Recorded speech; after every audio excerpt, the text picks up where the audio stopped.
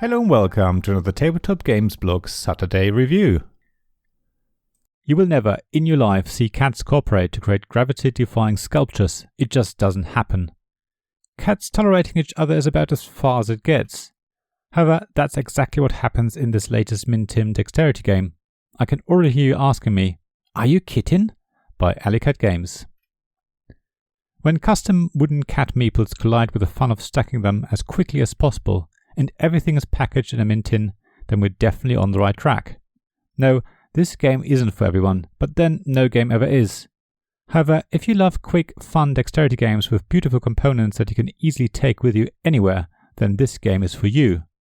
Sure, the theme is rather weird, but at the end of the day, the shapes you can create with them is rather cool. There are 6 different cat shapes, from a very small yellow kitten to a large orange cat. Many of them fit together a bit like puzzle pieces. They're all quite tactile, and even before you start playing the game, everyone will have picked up some of them and started to build their own cat tower. It's really quite irresistible. Mind you, when that happens, you know everyone will have fun. The game is really quick to teach, because all you do is flip over the top card from the deck and reveal a cat tower that everyone has to build in front of them as quickly as possible. The first to do so shouts meow, and the round ends. If the cat tower matches the picture, the player gets the card. If it's wrong, or if someone's tower collapses, they're out for this round and the other players continue.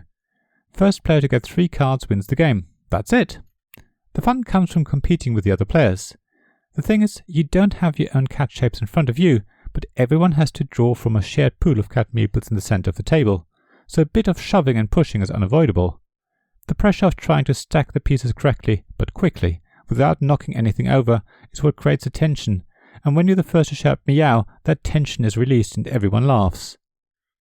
As the pieces are so much fun to play with and rounds are over so quickly, it doesn't matter who wins. You just keep playing over and over again.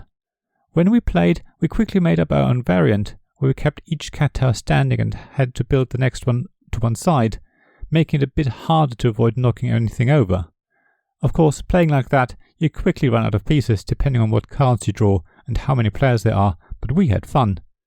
I think that's the main goal of any game, but Kittin really excels at this. As I say, people will start building towers before the game even begins, and will continue to do so afterwards or in between rounds. You just want to play with the custom cat meeples and see if you can build the highest tower, or the best balancing tower. It becomes very addictive.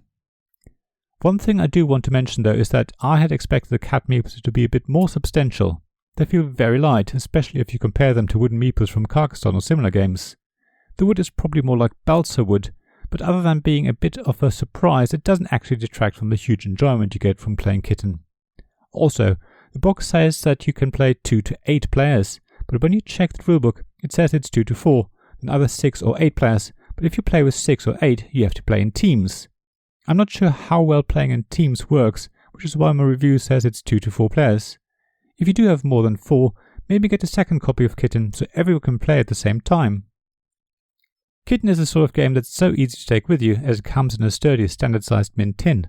It plays very quickly, so is ideal for when you're out and about, maybe waiting for food when we can go out again, or while waiting for others to arrive for games night.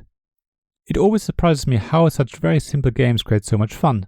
Alleycat Games has done a great job here, and Kittin is a game that I'm going to play a lot for some time to come. Thank you for listening to this Tabletop Games blog Saturday review podcast. Please check the description below for links mentioned in this episode, as well as to the written version of this article on the blog. If you enjoyed this episode, please subscribe, give us some stars or leave a review. Please also tell your friends about me, and if you want to offer financial support, check out my Patreon and Ko-fi pages, links to which you'll find in the blog at tabletopgamesblog.com. So thank you again for listening, and I hope to see you again soon. This podcast was made possible by the generous help of my Patreon supporters. Royal Patron Sean Newman, Castle Guards David Miller and James Naylor, Dice Masters Alex Bardi, Paul Grogan and Robin Kay, and Shining Lights Gavin Jones, Sarah Reed, Richard Simpson and Tim Vernick.